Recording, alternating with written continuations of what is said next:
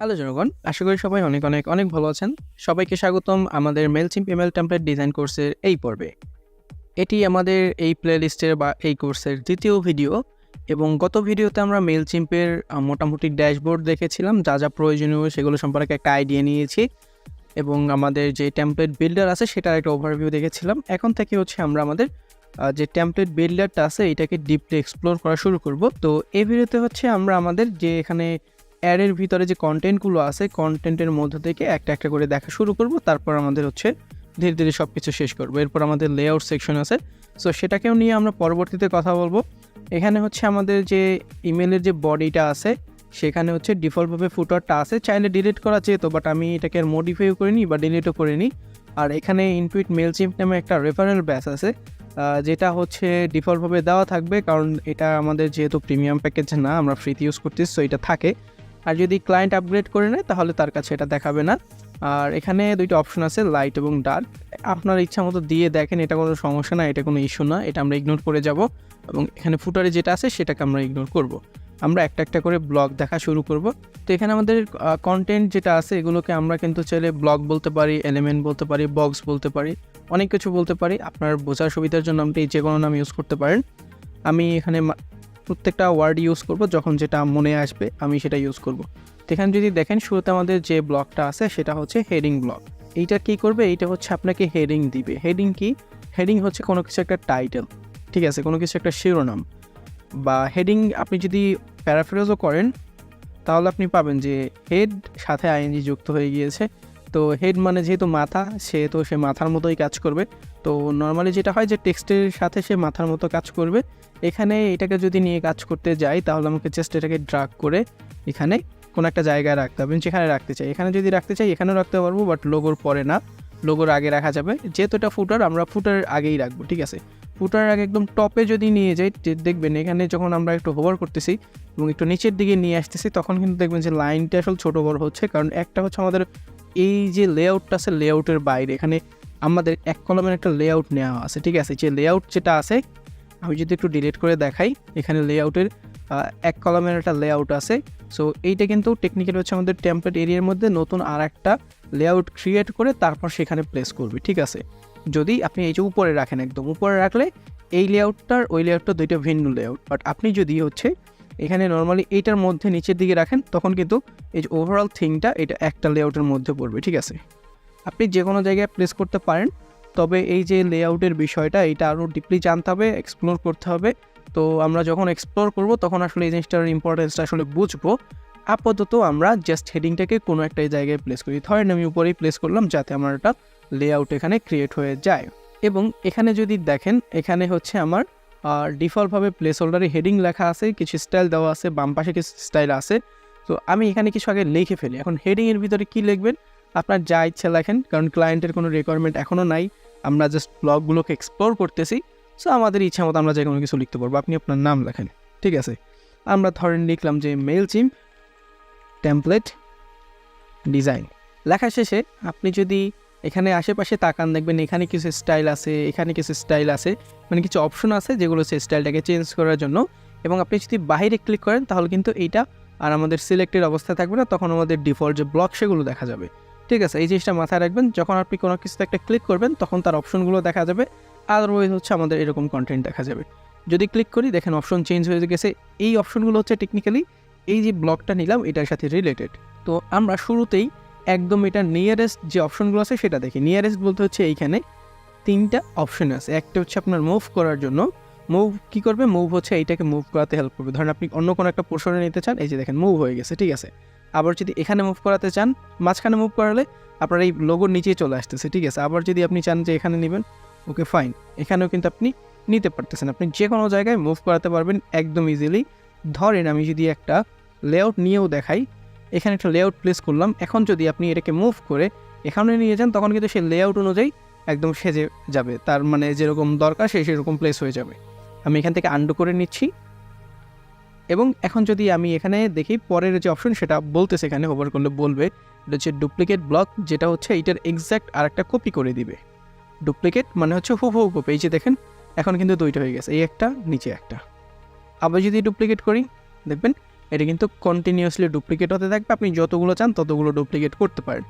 এখন ধরেন আপনার তো অনেকগুলো ডুপ্লিকেট হয়ে গেল, আপনার তো এতগুলো দরকার নাই, তখন কি করবেন, আপনি যেটাকে রিমুভ করতে চান বা ডিলিট করতে চান তাকে সিলেক্ট করবেন, এই যে ডিলিট নামে একটা বাটন আছে, রিমুভ ব্লক, ক্লিক করবেন, চলে গেছে, আবার ক্লিক করবেন, চলে গেছে।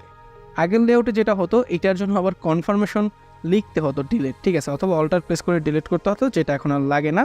এবং এই হচ্ছে আমাদের একদম নিয়ারেস্ট যে অপশনগুলো।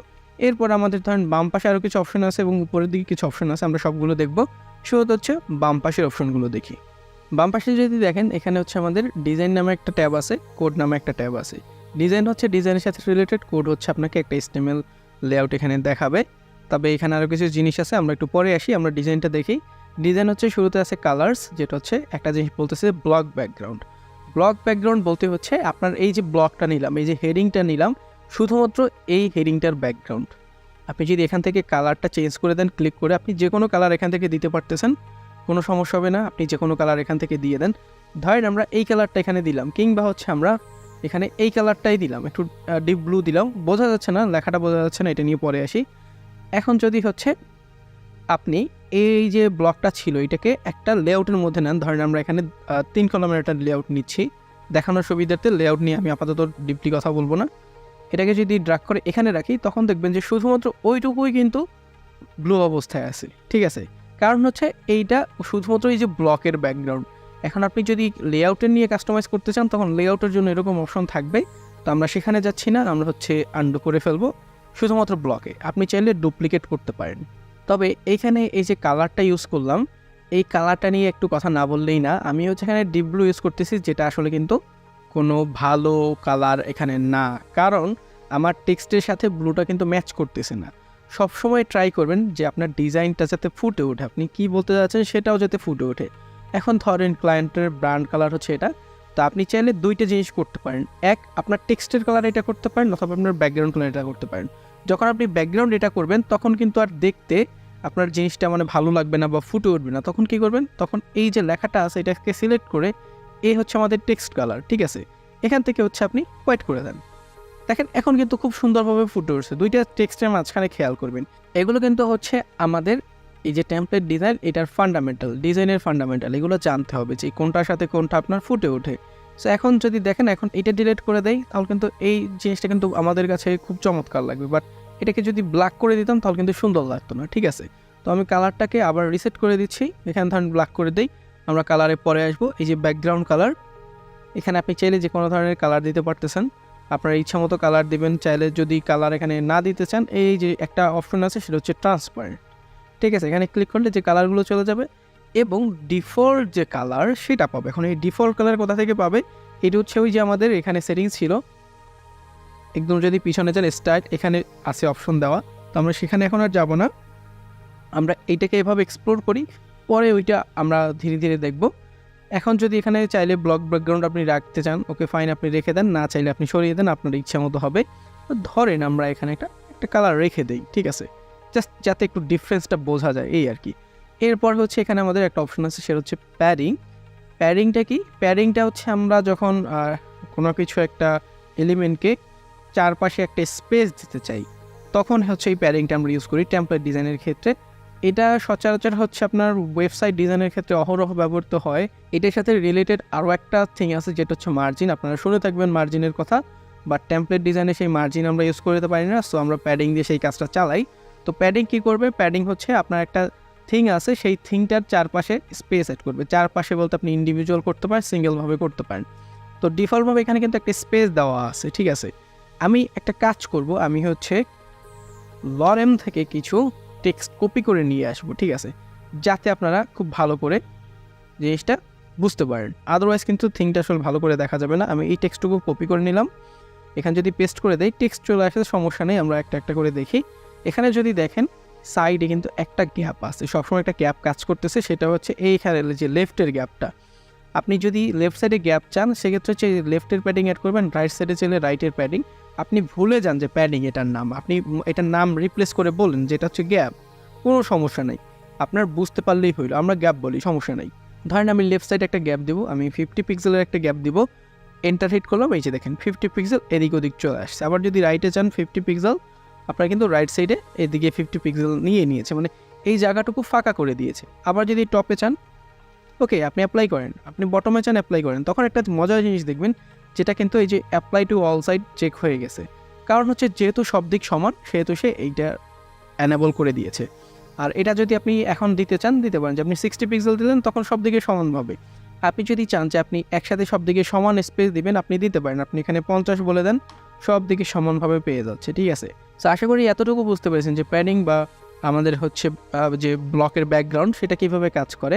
এই গেল হচ্ছে আমাদের এখানকার অপশন। এরপর একটা অপশন আছে, সেটা হচ্ছে কোড, যেখানে হচ্ছে এই যে টোটাল থিংটা আমরা নিলাম সেটার ওভারঅল একটা HTML লেআউট দেখা যাচ্ছে। তবে এখানে যদি দেখেন, এখানে কিন্তু আমাদের প্যাডিংটা রেট করতেছে না, ঠিক আছে, কারণ প্যাডিংটা দিয়েছে তার প্যারেন্ট এলিমেন্ট, আমাদের যে টেক্সটের যে এলিমেন্ট সে পি হিসেবে নিলেও এখানে কিন্তু আমাদের দেখা যাচ্ছে না। আমরা চাইলে কাস্টমভাবে এখানে অ্যাপ্লাই করে দিতে পারবো, বা সেটা আসলে ইফেক্টিভলি কাজ করবে কি না তার কিন্তু কোনো গ্যারান্টি নেই, ঠিক আছে।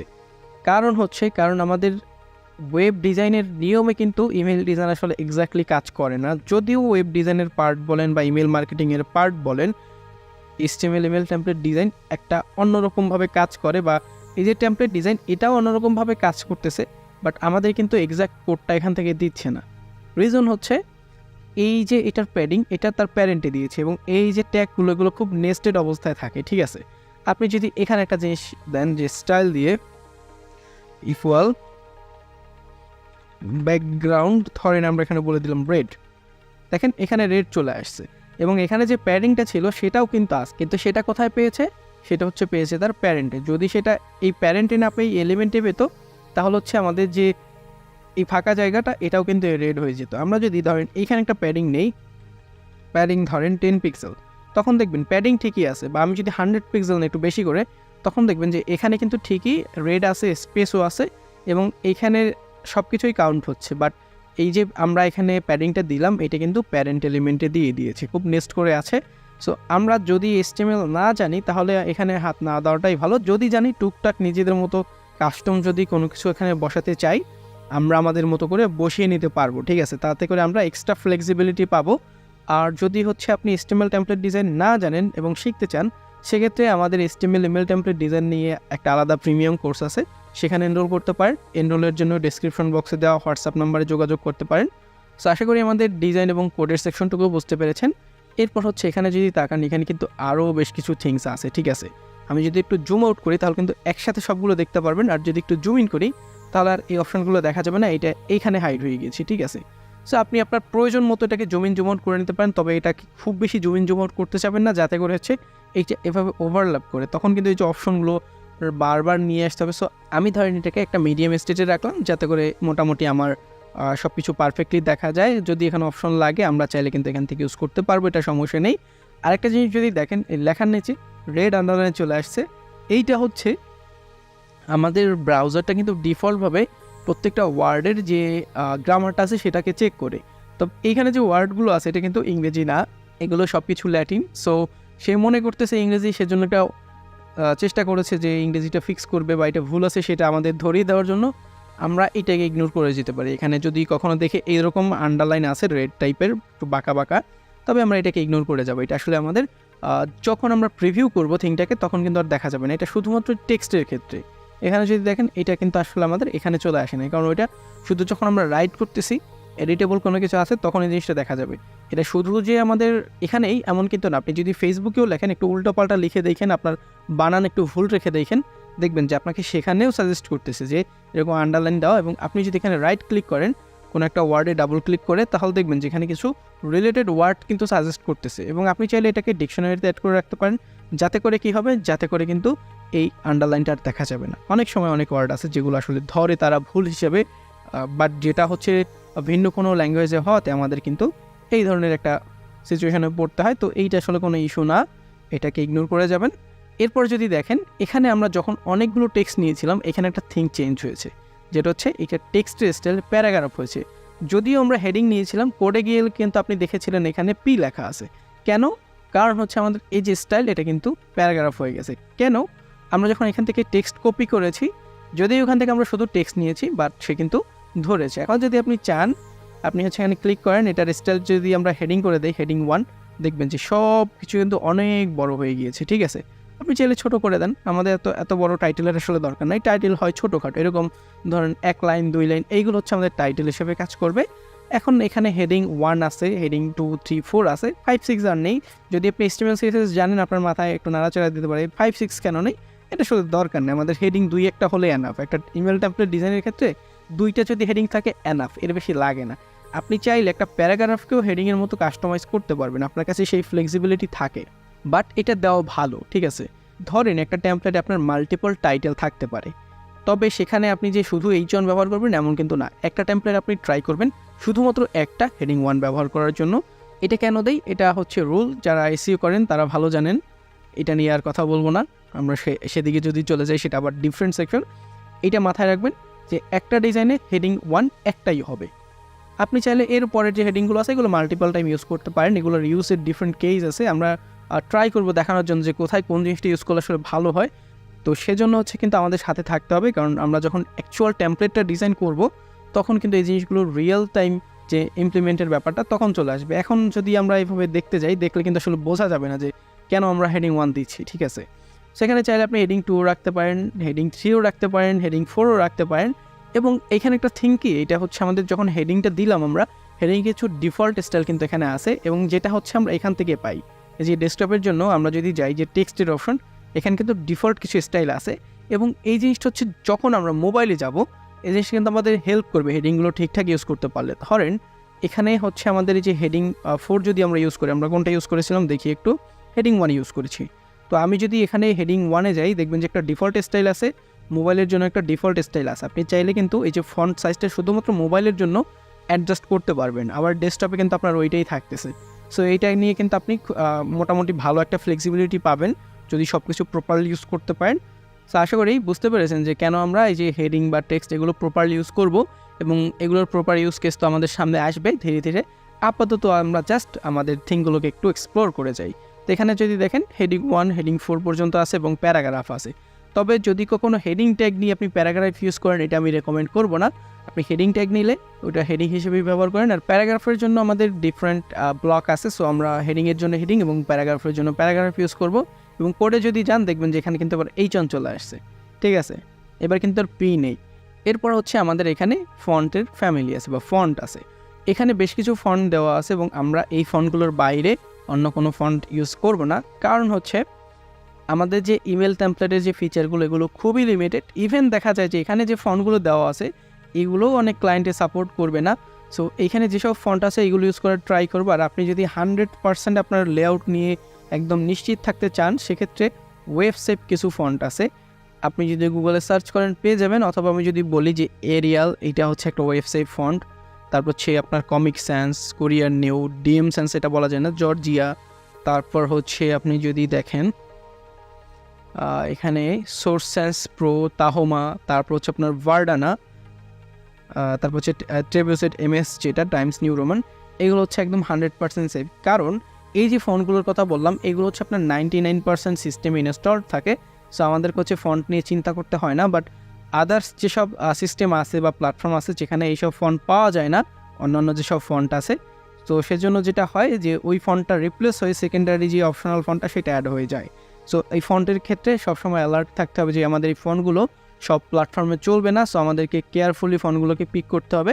তবে আমি ডিজাইনের জন্য খুব বেশি মডার্ন লাইক এই যে অ্যাব্রিল ফ্যাট ফেস যেটা আছে সেই টাইপের ফন্ট আসলে কখনো ইউজ করি না। এমন না যে ইউজ করতে হবে না বা করব না, এমন হয় যে আমি আসলে করতে চাই না। কারণ হচ্ছে এই যে ফন্ট আমি ইউজ করলাম এটা আমার সব সিস্টেমে থাকবে এমন কোনো গ্যারান্টি নেই। 5% সিস্টেমে আছে কি না সেটাও আমি নিশ্চিত না। সব প্ল্যাটফর্ম ওয়েব ফন্ট সাপোর্ট করে না, গুগল ফন্ট সাপোর্ট করে না। সো এখানে কিন্তু আমার একটা ইনসিকিউরিটি থাকে। সো আমি এইসব জিনিসপত্র ইগনোর করে আমি কি করি, আমি হচ্ছে এখান থেকে ধরেন দিয়ে দিলাম যে এরিয়াল, রিডেবল একটা ফন্ট। বা যদি একটু স্টাইলিশ চাই আমি এখান থেকে অ্যান্টন ইউজ করি। কিংবা এখান থেকে একটু নিচে গিয়ে ধরেন হচ্ছে লবস্টার একটা ফন্ট আছে, এটা লবস্টার এখানে না, লবস্টার মেবি কনস্ট্যান্ট কন্টাকে এই টাইপের, বা এখানে যেসব আছে এগুলোর ভিতরে একটা রাখার ট্রাই করি যাতে করে জিনিসটা দেখতে সুন্দর লাগে। এখন ধরেন আপনার এমন একটা সিচুয়েশন যে ক্লায়েন্ট বলতেছে আমার এই একটা ফন্ট আছে, এইটা আমাকে টাইটেল হিসেবে দিতেই হবে, আমার এই ফন্টটাই লাগবে, আমি অন্য কোনো ফন্ট চাই না। তখন কি করবেন, সেই সব সিচুয়েশনের জন্য সলিউশন আছে। সেটা নিয়ে আমরা পরবর্তীতে কথা বলবো। এখন আমরা সেই দিকে না যাই, আপাতত আমরা ফন্টের যে বাদবাকি জিনিসগুলো আছে সেগুলোকে একটু এক্সপ্লোর করি, ঠিক আছে। তো এই গেল হচ্ছে আমাদের ধরেন ফন্টের বিষয়টা, হচ্ছে ফন্ট ফ্যামিলি যেটা। এরপর আসে আমাদের ফন্টের সাইজ, ঠিক আছে, যে লেখাটার সাইজ। তো আমি চাইলে এখান থেকে সিলেক্ট করে নিতে পারি, ডিসিলেক্ট করে নিতে পারি। যদি ডিসিলেক্ট থাকে, ধরেন এখানে যদি থাকে, এটা আসলে ছোট হবে না, কোনো জায়গায় চেঞ্জ হবে না, কারণ কেউ কিন্তু সিলেক্টেড নাই, ঠিক আছে। সিলেক্টেড করতে গেলে আমাকে হচ্ছে আগে ফন্টটাকে ধরতে হবে। এখন ধরবো কীভাবে? ফন্টটাকে নর্মালি ড্রাগ করে এভাবে সিলেক্ট করে ফেলেন, সিলেকশন দিয়ে সিলেক্ট করে ফেলেন। আপনি যতটুকু যাচ্ছেন, যদি সব চান সব করেন, আর যদি অল্প একটু চান তাহলে অল্প একটু করেন। যদি আমি সবগুলো সিলেক্ট করে এখান থেকে বাড়াই, তখন ফন্ট সাইজ বেড়ে যাচ্ছে, আবার যদি কমাই ফন্ট সাইজ কিন্তু কমে যাচ্ছে, ঠিক আছে। আর স্টাইলে যদি যান, এইবার দেখবেন এখানে কিন্তু আপনার একটা স্প্যান ইনক্লুডেড হয়ে গেছে, সেখানে হচ্ছে ফন্টের ফ্যামিলি, ফন্ট সাইজ এগুলো ইনক্লুড হচ্ছে। এগুলো প্রপারলি নেস্ট করে তারা কিন্তু কোডটাকে দিচ্ছে। এখন এই নেস্টিংয়ের বিষয়ে যদি জানতে চান, তাদের জন্য আমাদের HTML email template design course, এছাড়া কোনো গতি নেই। আর না হলে আপনার এখানে চোখ বুলানো ডেঞ্জারাস, ঠিক আছে। আপনি যদি HTML না জানেন, আপনি এখানে একটা থিং চেঞ্জ করবেন, তারপর কী হবে, তারপর দেখবেন যে কাজ করে না, তখন কি করবেন? তখন আমাকে হোয়াটসঅ্যাপে নক করবেন, ভাই কাজ করে না কেন? তো এইটা খুবই একটা ইরিটেটিং ইস্যু, কারণ আপনি হচ্ছে কোনো একটা জিনিস যদি হচ্ছে ধরেন আপনি এখানে প্রবলেম পড়লেন যে আপনি হচ্ছে এখানে কোনো একটা জিনিস বুঝতেছেন না, তখন আপনি আমাকে নক করেন, আমাদের গ্রুপে পোস্ট করেন যে ভাই এটা আসলে আমি বুঝতেছি না, আমি আর একটু ডিপলি বুঝতে চাই, তখন আমি আপনাকে হেল্প করলাম। বাট আপনি যদি এখানে গিয়ে একটা থিং চেঞ্জ করে দিলেন, যে এখানে হচ্ছে আপনি কালার দিয়ে দিচ্ছেন বা অন্য কিছু করছেন, যে আপনি এই থিংটাকে এখান থেকে রিমুভ করে ফেলছেন, ঠিক আছে, এরকম একটা রিমুভ করে ফেললেন, দেখলেন যে আপনার প্রপার আউটপুট আসতেছে না। এরপর হচ্ছে যদি আপনি আমাকে নক করে বলেন যে ভাই আমি তো লিখছি বাট কাজ করে না, কেন করে না, এখন আমি কীভাবে বুঝবো? ধরেন আপনি আমাকে কিচ্ছু বলেন না, যে বলেন ভাই টাইটেল লিখছি কাজ করতেছে না। তো এই জন্য প্রথম সলিউশন হচ্ছে কখনোই কোডে হাত দিবেন না, কোড যেরকম আছে সেরকম থাকবে। যদি কোড না জানেন তাহলে ওরকম রেখে দিবেন। আর যদি কোনো কিছু বুঝতে কখনো প্রবলেম হয়, এভাবেই স্ক্রিনশট নেবেন, মোবাইল দিয়ে ছবি তুলবেন না, খুব ক্লিয়ারলি একটা শার্প একটা স্ক্রিনশট নেবেন। স্ক্রিনশট নিয়ে আমাদের যে ফেসবুক গ্রুপ আছে সেখানে পোস্ট করবেন যে আমার এই ইস্যুটা হচ্ছে, এখানে হচ্ছে পারলে মার্ক করে দিবেন যে আমার এই জায়গাটাতে একটা ইস্যু হচ্ছে, আমি এই জিনিসটা বুঝতেছি না। প্রপার যে প্রবলেমটা আছে বাংলায় পরিষ্কার করে বলবেন, অথবা ইংরেজিতে পরিষ্কার করে বলবেন। বাংলিশ সেন্টেন্স কখন ইউজ করবেন না। যদি বাংলিশ ইউজ করতে চান, আমি হয়তোবা গ্রুপে পোস্ট অ্যাপ্রুভ নাও করতে পারি, ঠিক আছে। আমাদের এরপরে হচ্ছে ফন্টের যে কালার, যেটা আমরা অলরেডি একবার দেখেছি, যে ব্লকের ব্যাকগ্রাউন্ড যেটা ছিল সিমিলার টাইপের, এইবার শুধু হচ্ছে টেক্সটের কালার। টেক্সটটাকে সিলেক্ট করতে হবে। ধরেন আমি এখানে টেক্সট সিলেক্ট করলাম, কালার হিসেবে ধরেন রেড দিব, রেড, দেখেন কালার কিন্তু চেঞ্জ হয়ে গিয়েছে। যদি চান কোনো একটা স্পেসিফিক ওয়ার্ডের জন্য বা সেকশনের জন্য কালার চেঞ্জ করতে, ততটুকু সিলেক্ট করবেন, করে হচ্ছে তাদের জন্য একটা স্পেসিফিক কালার দিয়ে দিবেন। এই যে দেখেন তাদের জন্য স্পেসিফিক আলাদা কালার। আপনি চাইলে একটা জায়গায় অনেকগুলো কালার ইউজ করতে পারেন, ঠিক আছে। আপনার ধরেন ওয়ার্ড বাই ওয়ার্ড যদি কালারফুল করতে হয়, আপনি টাইটেলের জন্য চাইতেই পারেন, আপনার ইচ্ছা হতেই পারে বা ক্লায়েন্ট চাইতেই পারে। আপনি চাইলে ওয়ার্ড বাই ওয়ার্ডও কিন্তু কালার চেঞ্জ করতে পারবেন, আপনার এই ক্ষেত্রে কোনো লিমিটেশন নাই। আবার যদি চান আপনি কোনো একটা স্পেসিফিক লেটার বড় করবেন, সিলেক্ট করলেন, সেটাকে বড় করে দিলেন। ধরেন আপনার এটা বড় করতে হবে, এরকম ক্লায়েন্ট চাচ্ছে, ক্লায়েন্টের রিকোয়ারমেন্ট, করে দিলেন, কোনো সমস্যা নেই। এরপর হচ্ছে আমাদের আরেকটা জিনিস আছে বোল্ড, যেটা বি দিয়ে এখানে দেখানো হয়েছে, এবং হোভার করলে থিংগুলো দেখা যাবে, ঠিক আছে। তো এই বোল্ড কী করবে? বোল্ড হচ্ছে আপনার টেক্সটগুলোকে একটু মোটা করে। ধরেন আমি এখানে ফন্ট হিসেবে ওপেন সেন্সটা নিই, দেখতে একটু ভালো লাগে, শার্প। এখানে হচ্ছে নর্মালি টেক্সটগুলো বোল্ড অবস্থায় আছে, বোল্ড হচ্ছে একটু মোটা দেখায়, এই আর কি। আপনার অনেকেই এটার সাথে পরিচিত। আপনি যদি এখানে ক্লিক করেন, যদি বোল্ড থাকে তাহলে উঠে যাবে, আর যদি বোল্ড না থাকে তখন এরকম দেখা যাবে, এই যে দেখেন এরকম দেখা যাচ্ছে। বাট এটাকে যদি বোল্ড করে দেন তাহলে এরকম মোটা দেখা যাবে। আর হেডিংয়ের ক্ষেত্রে বাই ডিফল্ট টেক্সট বোল্ড হয়ে থাকে, আর প্যারাগ্রাফের ক্ষেত্রে কিন্তু এই জিনিসটা হয় না। যদি প্যারাগ্রাফ দেন, দেখেন যেগুলো কিন্তু বোল্ড নাই, আমি যদি সেটাকে বোল্ড করে দেয়, এই যে দেখেন বোল্ড হয়ে গেল, ঠিক আছে। এরপর হচ্ছে আমাদের আই বা ইটালিক, এটা হচ্ছে কোনো একটা টেক্সটকে স্ল্যান্ট করবে বা হেলিয়ে দিবে, ইটালিক করবে। ধরেন আপনি এতটুকু যে টেক্সট আছে সেটাকে একটু হেলাতে চান, তখন এই আইতে ক্লিক করে দেবেন, ইটালিক হয়ে যাবে। সিমিলারভাবে এখানে আছে আন্ডারলাইন, যেটা হচ্ছে কোনো একটা টেক্সটের নিচে আন্ডারলাইন দিবে। এখন একটা জিনিস দেখতে পারেন যে অনেক সময় হচ্ছে আপনি অনেক লিঙ্কের ক্ষেত্রে টেক্সটে আপনি লিঙ্ক দেননি, বাট মেইলে আপনাকে লিঙ্ক দেখাচ্ছে। এটা দেখাতে পারে, এটা স্বাভাবিক একটা বিষয়। অনেক সময় লিঙ্কগুলোকে তারা আন্ডারলাইন হিসেবে মার্ক করার জন্য রেকমেন্ড করে, এবং এটা হচ্ছে একটা গুড প্র্যাকটিস। ধরেন আপনি এভাবে নর্মাল একটা টেক্সট লিখে গেছেন, এখন এই ডলারের নিচে হচ্ছে একটা লিঙ্ক আছে বা ডলারের একটা লিঙ্ক আছে, আপনি বুঝতে পারতেছেন না। তো এইটার জন্য হচ্ছে আন্ডারলাইনটা দেওয়া, তাতে করে যাতে কেউ বুঝতে পারে। ধরেন আপনি এখানে নর্মাল একটা টেক্সট লিখে শেষে যদি বলে দেন এভাবে রিড মোর, কেউ কিন্তু এখানে বুঝতে পারবে না যে এখানে একটা লিঙ্ক আছে। যদি এটাকে একটা আন্ডারলাইন করে দেন, তখন বুঝবে যে এখানে একটা লিঙ্ক আছে, আর লিঙ্ক অ্যাড করলে বাই ডিফল্ট আন্ডারলাইনটা চলে আসে। এরপর হচ্ছে আমাদের এই যে আন্ডারলাইনের মতো আরেকটা থিং, যেটা হচ্ছে স্ট্রাইক থ্রু। আপনি কোনো একটা টেক্সট মাঝখান থেকে কাটতে চান, এরকম করতে চান, তখন হচ্ছে স্ট্রাইক থ্রুর ব্যবহার। এটা হচ্ছে অনেক সময় হয়, দেখা যায় যে আমরা একটা প্রাইস নতুন করে লেখার ক্ষেত্রে, যে প্রাইস এটার আগে ছিল 50, আমরা এটাকে চেঞ্জ করে ধরেন এখন বর্তমানে দিচ্ছি 45 বা 40 দিচ্ছি। তো আপনি চাইলে প্রাইস যেটা ছিল আগের যেটা ছিল সেটাকে একটা স্ট্রাইক থ্রু করে দেন, তাহলে বুঝবে যে এটা আসলে এখানে একটা ছাড় আছে, একটা অফার দিয়ে আপনার কাছে সেল করতেছে, ঠিক আছে। এরপর হচ্ছে এখানে আছে আমাদের লিঙ্ক, ঠিক আছে। লিঙ্ক কী করবে? লিঙ্ক হচ্ছে আমাদের কোনো একটা টেক্সটকে কোনো একটা থিংয়ের সাথে রিলেশন ক্রিয়েট করে দিবে, একটা লিঙ্ক ক্রিয়েট করে দিবে। এখন এটা কীভাবে করবেন? এটার জন্য হচ্ছে আপনি যাকে লিঙ্ক করাতে চান, ধরেন আমরা যে রেডমোর, একে লিঙ্ক করাবো, সিলেক্ট করলাম, করে হচ্ছে যে লিঙ্কে এখানে ক্লিক করব। এখানে হচ্ছে কি কিন্তু আমাদের বলতেছে যে লিঙ্ক টু, শুরুতেই বলতেছে লিঙ্ক টু।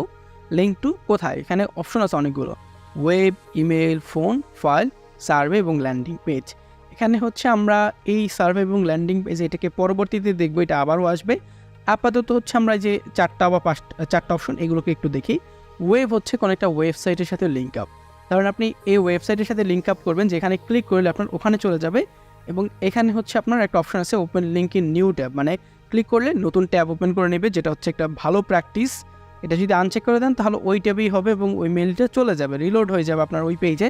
তো তখন দেখা যাবে যে জিনিসটা হচ্ছে যে আমার আবার মেইলে ব্যাক করতে হচ্ছে। এখন যদি আপনি একটা নতুন ট্যাবে এটাকে ওপেন করেন, তখন কিন্তু আপনার ওই ট্যাবটা কেটে দিলে প্রিভিয়াস আপনি এই যে মেইলে আছে সেটাই চলে আসলেন, ঠিক আছে। এখন যদি এটাকে প্রিভিউ করি, এখন দেখেন এই যে রিড মোড, এখানে যখন যাচ্ছি তখন কিন্তু আমার কার্সরটা চেঞ্জ হয়ে যাচ্ছে, কার্সর কিন্তু হ্যান্ড হয়ে গেছে বা পয়েন্টার হয়ে গেছে। নর্মালি এখানে গেলে টেক্সট, এখানে গেলে পয়েন্টার। ক্লিক করব, আমাকে দেখবেন যে এই লরেম ইপসাইম যেটা আছে সেখানে নিয়ে আসতেছে, ঠিক আছে। এই হচ্ছে লিঙ্কিংয়ের বিষয়। চাইলে মোবাইল থেকে করতে পারেন, মোবাইল থেকে যদি টাচ করেন তাহলে একই জিনিস ঘটবে। ইমেলটা কী করবে? ইমেলটা হচ্ছে একটা ইমেইলের অপশন আপনাকে দিবে, একটা ইমেল ক্রিয়েট করতে দিবে। তো এখানে হচ্ছে আপনি শুরুতে লিখবেন হচ্ছে কার কাছে আসলে ইমেলটা যাবে বা কে ইমেলটা রিসিভ করবে সেই জিনিসটা, মানে এখানে আপনার ইনফরমেশন আপনি সেট করে দিবেন, ঠিক আছে। আপনার ইনফরমেশন বলতে ক্লায়েন্ট ইনফরমেশন, ক্লায়েন্ট যেটা দিবে যে এই মেইলটা যখন আসলে ক্লিক করা হবে এই বাটনে, তখন একটা মেইলের কম্পোজার অপশন চলে আসবে, সেখানে হচ্ছে টু এর ঘরে বাই ডিফল্ট একটা ইমেল চলে যাবে, ঠিক আছে, gmail.com। এখানে হচ্ছে আমি একটা সাবজেক্ট যদি দেই যে টেস্ট ইমেল, তাহলে এই যে সাবজেক্টটা এটা কম্পোজের ডিফল্টভাবে চলে যাবে, এবং বডিতেও আমি একটা ডিফল্ট মেসেজ সেট করে রাখতে পারবো যে ফর কন্ট্যাক্ট, তারপর হচ্ছে আপনি কমা দিয়ে এন্টার করে দিলেন, সেভ করে দিলাম। তখন কি হবে? তখন হচ্ছে আমি যদি প্রিভিউ করতে যাই, আমাকে এবার একটা মেইলের অ্যাপ আসলে পিক করতে বলবে, ঠিক আছে। যদি ক্লিক করি, মেইলের একটা অ্যাপ পিক করতে বলতেছে। আমি যদি ওপেন মেইল দেই, আমার এই যে মেইল, এটা অবশ্যই লগ ইন থাকতে হবে, নাহলে কিন্তু দেখাবে না। আর এটা যদি আমি অন্য কোনো মেইলে চেক করি, যে আমার ধরেন সেটা হতে পারে জিমেইলে, আমি একটু সবগুলোকে কপি করে নিয়ে যাচ্ছি। যদি এটাকে পেস্ট করে দেই একটু ডেমো হিসাবে দেখানোর জন্য, জাস্ট এটাকে আমি সেন্ড করবো, আমার কাছে সেন্ড করি আপাতত, যাতে করে হচ্ছে আপনাদের একটা রিয়েল এক্সপিরিয়েন্স দিতে পারি, ঠিক আছে। এইখানটা আচ্ছা যে কোনো কিছু একটা দিলাম, এটা হচ্ছে কি হচ্ছে আমার কাছে চলে গিয়েছে। এখন যদি আমি এখানে রিড মোডে ক্লিক করি, তাহলে দেখবেন যে জিনিসটা ঘটে। দেখেন এখানে টেস্ট ইমেল নামে একটা কম্পোজ অপশন চলে আসছে, এটা সাবজেক্ট, এই যে আমার হচ্ছে বডি, আর এখানে হচ্ছে আমার যে টু এর ঘরে যেটা থাকার কথা ছিল।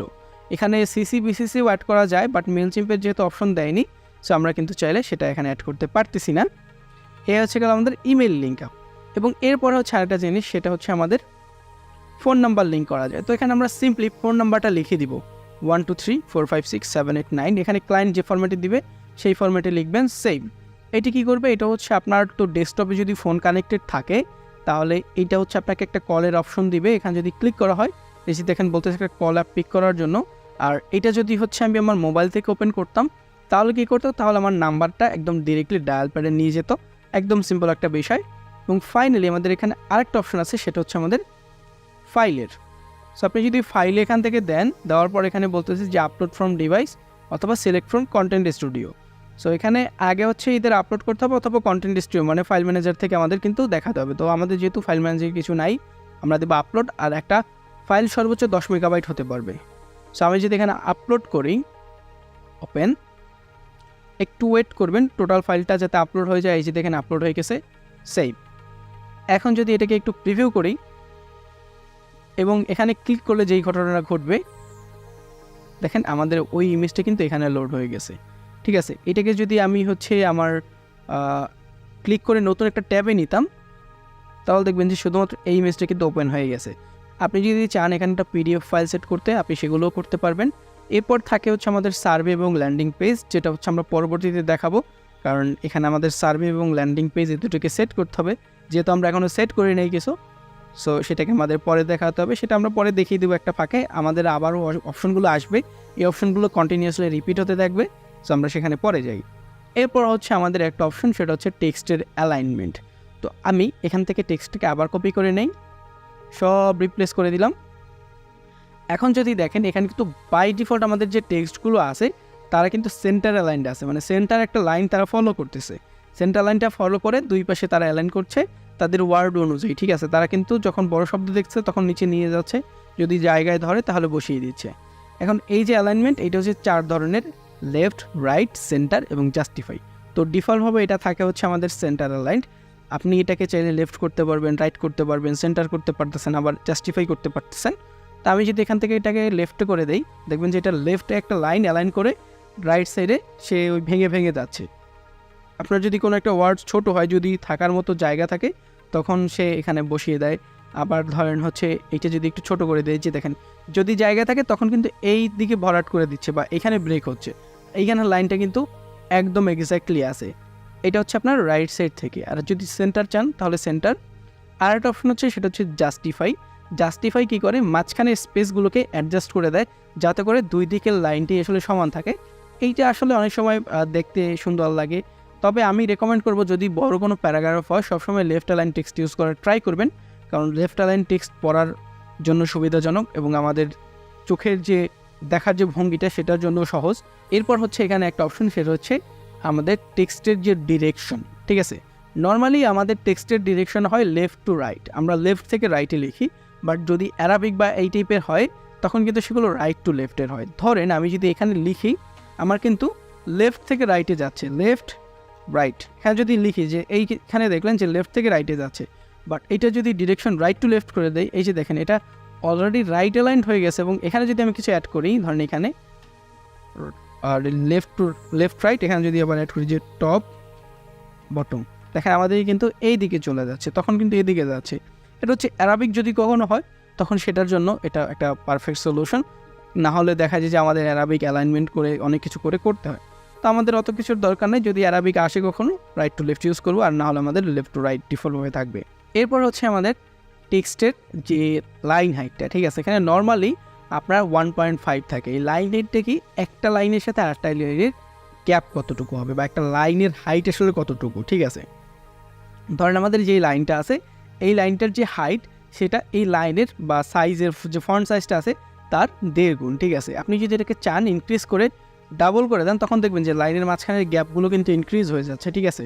কারণ এই টোটাল যে লাইনের হাইটটা আছে তার যে ফন্ট সাইজ তার কিন্তু দ্বিগুণ, ঠিক আছে।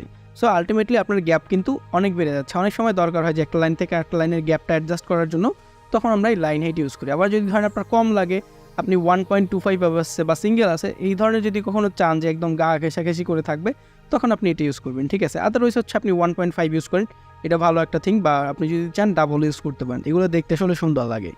আমাদের টেমপ্লেট ডিজাইনের মূল উদ্দেশ্য হচ্ছে ডিজাইনটাকে সুন্দর করা, বা কোনো একটা লেআউট, কোনো একটা নর্মাল টেক্সটকে আকর্ষণীয় করা। তো এই আকর্ষণীয় করার জন্য কিন্তু আমাদের বেশ কিছু টিপস অ্যান্ড ট্রিক্স কিন্তু ফলো করতে হয়।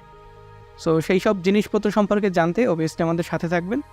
এরপর হচ্ছে আমাদের যে অপশন, সেটা হচ্ছে ভিএ। এইটাকে আমরা অনেক সময় ট্র্যাকিং বলি, অনেক সময় লেটার স্পেসিং বলি। এইটা কি করে, এইটা হচ্ছে আপনার ধরেন একটা লেটারের সাথে আরেকটা লেটারের যে গ্যাপ সেটা ইনক্রিজ করে। এর আগেরটা কি করেছে, লাইনের সাথে লাইনের। এইবার হচ্ছে লেটারের সাথে লেটারের, ওয়ার্ডের সাথে ওয়ার্ড কিন্তু না। একটা লেটারের সাথে আরেকটা লেটার দেখেন এবার কিন্তু আমাদের গা ঘেঁষাঘেঁষি করে আছে। কখনও যদি দরকার পড়ে, ধরেন আপনি একটা টাইটেলে লিখেছেন, ঠিক আছে। এখানে ধরেন লিখলাম যে ওয়েলকাম, এবং এটা হচ্ছে একটা টাইটেল। আপনার অনেক সময় প্রয়োজন হতে পারে যে এটার সাথে এটার গ্যাপটা আসলে অ্যাডজাস্ট করার জন্য। তো তখন হচ্ছে এই যে লেটারের স্পেসিং, এটাকে আমরা হালকা ইনক্রিজ করে দিব এভাবে, ঠিক আছে। এরপর যদি দেখেন এখানে আমাদের আরও বেশ কিছু অপশন আছে, সেটা হচ্ছে আমাদের এই যে বুলেটেড লিস্ট।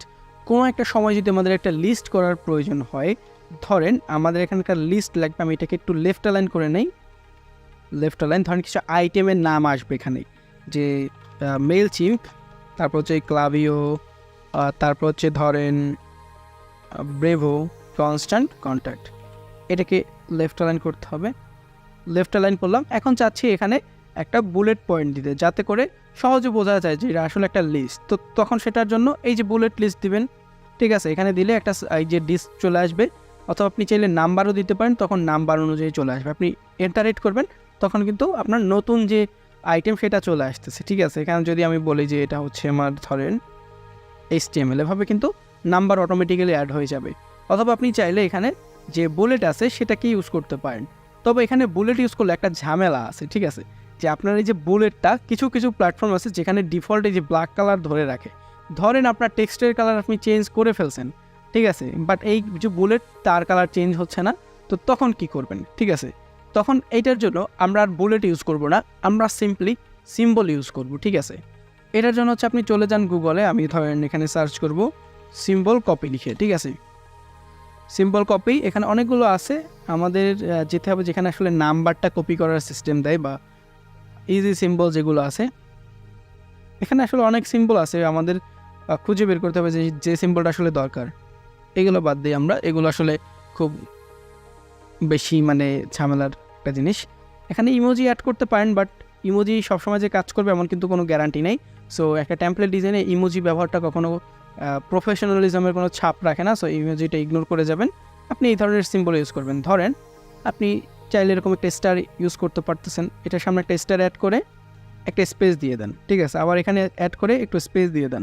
তো এই ওভারঅল থিংটা কিন্তু তখন আপনাকে ম্যানুয়াল করতে হচ্ছে, বাট এইটা কিন্তু যে কোনো প্ল্যাটফর্মে গেলে একসাথে আপনি চাইলে কিন্তু এইটারও কালার চেঞ্জ করে দিতে পারবেন।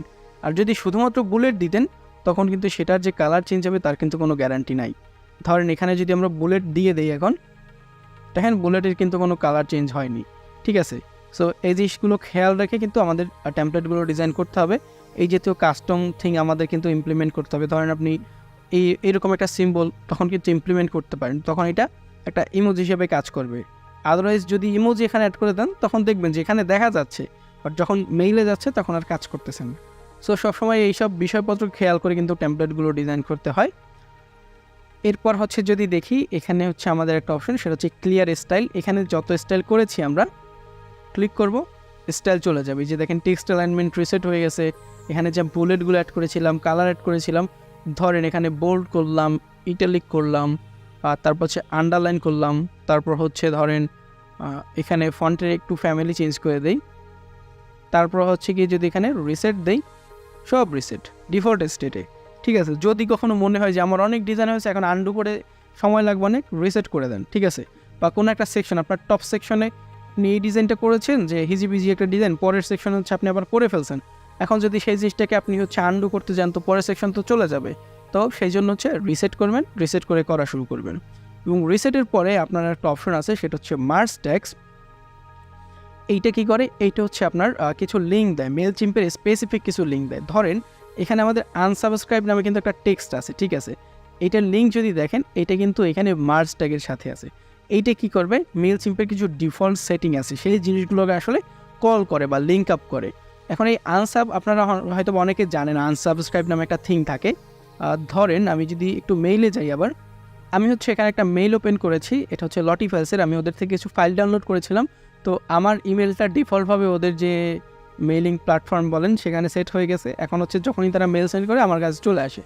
এখন ওই মেল তো ওইখানে রয়ে গেছে, আমার কাছে তো ওই ডাটাবেজের কোনো অ্যাক্সেস নেই, আমি কিন্তু চাইলে আমার মেলটা ওখান থেকে রিমুভ করতে পারতেছি না। তো আমার কাছে কন্টিনিউয়াসলি মেইল আসবে। তো এখন যদি চাই ওই মেইল লিস্ট থেকে আমার ইমেলটা সরাতে, ওই মেইল লিস্ট থেকে আমার ইমেলটা সরাতে, সেটার জন্য হচ্ছে আমাদের আনসাবস্ক্রাইবের যে অপশন, তো এখানে একটা আছে। এটা টেকনিক্যালি অনেক সময় ব্লক করে দেয় ওদের মেল।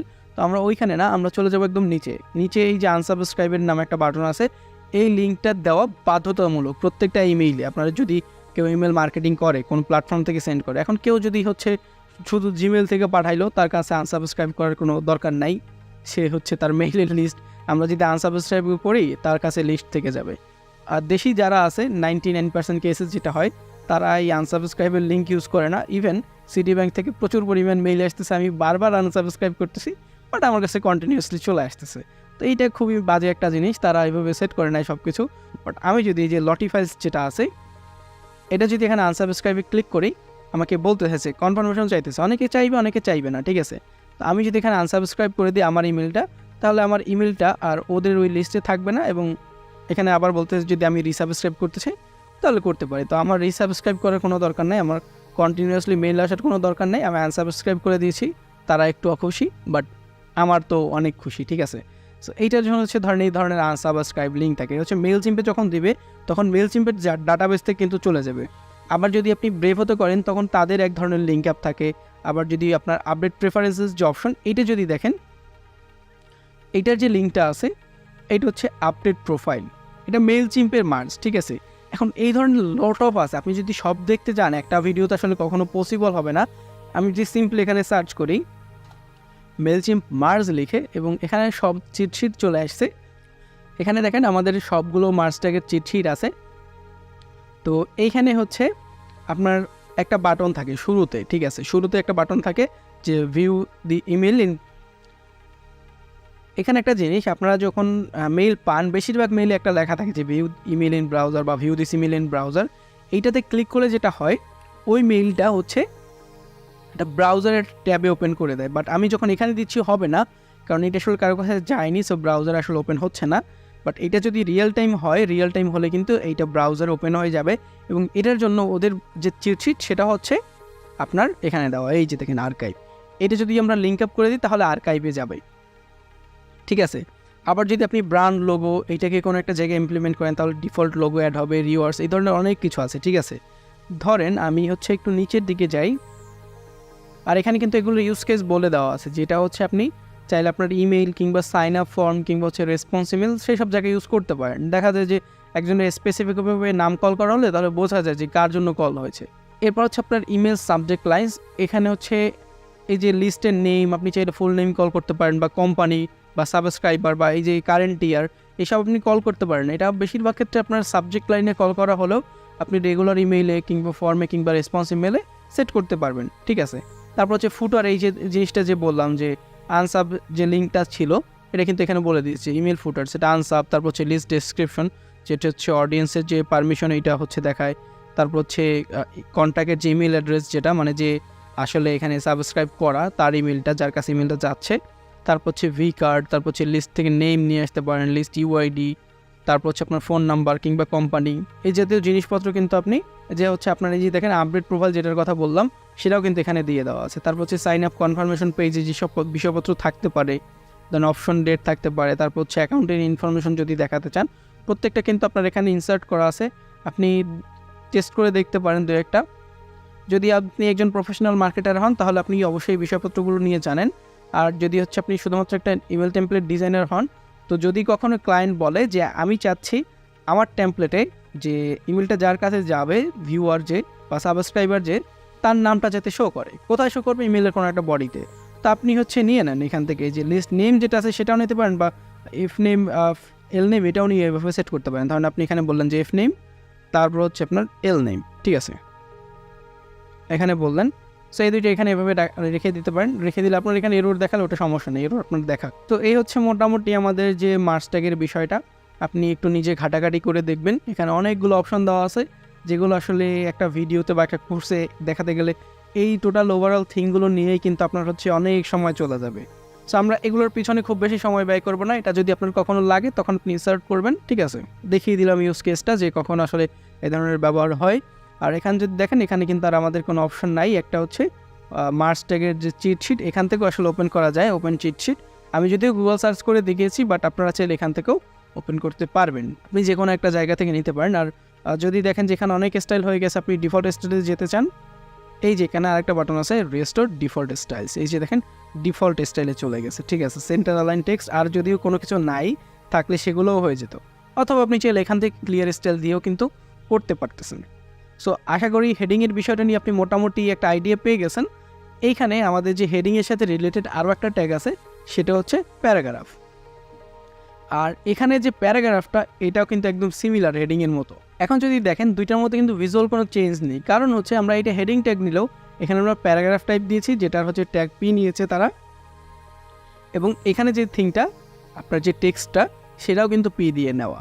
আপনি যদি এইটার ক্ষেত্রে যে কাজটা করতে পারেন যে এটাকে যদি আপনি হচ্ছে হেডিং কনভার্ট করে দেন, হেডিং টাইপে নিয়ে যান, ধরেন আপনি টোটাল থিংটাকে হেডিং যদি করে দেন তাহলে কিন্তু এই জিনিসটা হেডিংয়ের মতো হয়ে যাবে আর এটা প্যারাগ্রাফ। এটার মধ্যে কিন্তু এখানে একটা ভিজুয়াল ডিফারেন্স আছে, যে বোঝা যায় যে এটা আসলে টাইটেল একটা কোনো কিছুর। আপনি যদি এখানে বলেন আরেকটা হেডিং নিয়ে নেন দুইটার মাঝখানে, এখানে যদি বলেন যে অ্যাবাউট আস, তাহলে কিন্তু বুঝতে পারবে যে এখানে যেটা লেখা আছে এটা আপনাদের সম্পর্কে কিছু একটা লেখা। ধরেন আপনি কোনো একটা সেকশন নিয়েছেন, তার সাথে যদি একটা টাইটেল বা হেডিং ইউজ করেন, তখন কিন্তু বোঝা যায় যে আসলে কিসের সাথে রিলেটেড। ঠিক আছে, সো এগুলোর প্রপারলি ইউজ করতে হবে। যেসব ইউজ কেস আমাদের সামনে আসতেছে, আমরা আপাতত জাস্ট ব্লগগুলোকে এক্সপ্লোর করতেছি। আর এখানে যদি দেখেন আমাদের যে প্যারাগ্রাফ যেটা আছে সব কিছু কিন্তু সেম। ঠিক আছে, কোনো নতুন কিছু নাই, যে স্টাইলগুলো সব কিছু সেম। আপনি চাইলে এইটাকে একটু হেডিংয়ে কনভার্ট করার ট্রাই করতে পারেন, হেডিং হয়ে যাবে, বাট এটা কখনো রেকমেন্ডেড না। যদি টেক্সট থাকে আপনি টেক্সট ইউজ করবেন, আর যদি হেডিং প্রয়োজন হয় তখন আপনি হেডিং ইউজ করবেন। আমি এটা সবসময় রেকমেন্ড করি। তবে আপনি চাইলে আপনার সুবিধা মতো হেডিং প্যারাগ্রাফ এগুলো মানে নিজের মতো করে মডিফাই করে নিতে পারেন, যে আপনি টেক্সট ব্লক নিয়ে সেখানে হেডিং ইউজ করেছেন, এটা সমস্যা না, বাট হেডিংয়ের টাইপটা ঠিক রাখবেন, যাতে করে পরবর্তীতে হচ্ছে আমরা সেটাকে মোবাইলের জন্য পারফেক্টলি শো করাতে পারি। এখানে যদি দেখেন এই যে মোবাইলে কিন্তু পারফেক্টলি শো হচ্ছে। এখন যদি হচ্ছে আপনি এইটা নিতেন হচ্ছে H4 নিয়ে দিতেন, তখন এটা খুব ছোট দেখা যেত বা স্টাইলগুলোকে প্রপারলি অ্যাডজাস্ট করা যেত না। তো আশা করি হেডিং এবং প্যারাগ্রাফ দুইটা ব্লক নিয়ে আপনি ক্লিয়ার, এবং এই দুইটা দিয়ে আপনি যে কোনো ধরনের সেকশন করতে পারবেন বা প্লেন টেমপ্লেট করতে পারবেন। ধরেন আপনি কিন্তু চাইলে এখন এটাকে যদি ডুপ্লিকেট করেন, নিচে নিয়ে যান, এখানে যদি আরও কিছু লেখেন, আবার এটাকে আবার ডুপ্লিকেট করেন, এটাও কিন্তু একটা ইমেল টেমপ্লেট। এটা কখন একটা ইমেল টেমপ্লেট? যখন ক্লায়েন্টের রিকোয়ারমেন্ট আসলে এই ধরনের হবে। ঠিক আছে, ক্লায়েন্টের রিকোয়ারমেন্ট অনেক মজার হয়, অনেক সময় একটা সিম্পল ইমেজ সেটাও একটা টেমপ্লেট হয়ে যায়, এটা ডিপেন্ড করে। ঠিক আছে, সো এই ভিডিওটা এই পর্যন্তই, দেখা হচ্ছে পরবর্তী ভিডিওতে।